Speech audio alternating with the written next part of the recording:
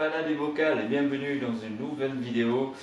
Voilà, je vous présente le bac, ça fait 2 mois qu'il est en route. J'ai filmé ce bac tout au début quand il est planté. Donc on voit bien que au bout de 2 mois, les mousses de Java elles sont très bien poussées. J'ai laissé comme elles sont là, j'ai pas coupé encore. Au fait, c'est des roches volcaniques qui est recouvert de mousse de Java avec des fils de couture. Donc au fil du temps, ça pousse et on ne voit presque plus les roches volcaniques. Donc ça fait très naturel. Sur les branches des racines, c'est pareil. J'ai attaché des mousses de Java avec des fils de couture, toujours de couleur noire. Donc depuis, ça pousse.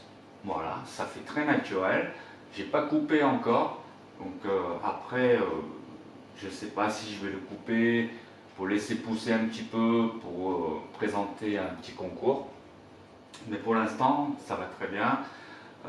Il y a des Microsorums, des Anubia nana.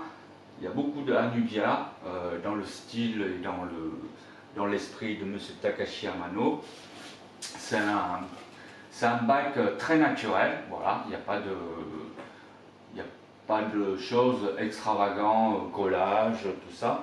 Donc c'est juste une racine, une branche que j'ai rajoutée ici, et une autre branche que j'ai rajoutée ici, que vous voyez, les mousses de Java qui poussent énormément. Il y avait du CO2 et depuis une semaine, j'ai vu que le bac il est à peu près stable. Donc même sans le CO2, ça pousse bien parce que bon, c'est des plantes très faciles. Donc j'ai pas besoin trop de CO2. Au fond là-bas, vous avez des Rotala, une Tifolia, donc ça pousse tranquillement, qui commence à devenir un petit peu rose sur le dessus. Alors ici on a les plantes Hygrophila pinnitafida, et ici on a des plantes, des feuilles très fins, c'est des Cyperus elferi. Donc j'en ai pris 2 pots et je l'ai rajouté dessus. Bon, ça donne un petit peu côté sympathique de la racine qui pousse. Il y avait ça dessus. Donc ce bac il se compose beaucoup de crevettes, des petites crevettes, hein, de toutes sortes, déclassées, gris, sakura, red cherry, et beaucoup de planeubles qui sont là pour nettoyer un petit peu. Donc j'ai enlevé le gros filtre pour mettre sur ma 300 en attendant de commander un autre filtre. Mais bon, pour l'instant, comme il n'y a pas trop de vivants, il n'y a que 10 néons nains, donc ils sont très petits. Donc pour l'instant, ça suffit largement.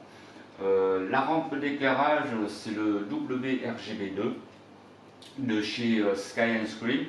Après, il y a des Anubia qui sont accrochés sur les branches.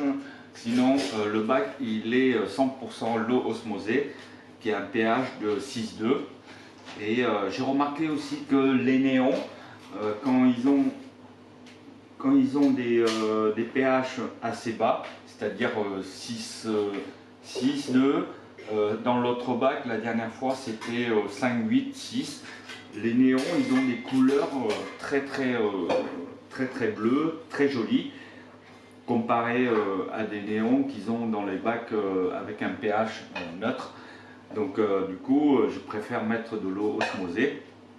Et les crevettes, ça se reproduit à une vitesse hallucinante. Il y en a plein de juvéniles de partout. Et voilà, ça se reproduit très bien. Et ça nettoie bien aussi des racines, des petits algues et tout. Mais bon, pour l'instant, j'en ai pas beaucoup. J'ai stoppé le CO2. Donc voilà, comme j'ai dit tout à l'heure, il n'y en a pas trop besoin dans ce bac. Et bon, voilà quoi. Sinon, qu'est-ce qu'il y a d'autre? Ah oui, j'ai 250 de conductivité. Voilà. Je vous laisse regarder la suite de la vidéo.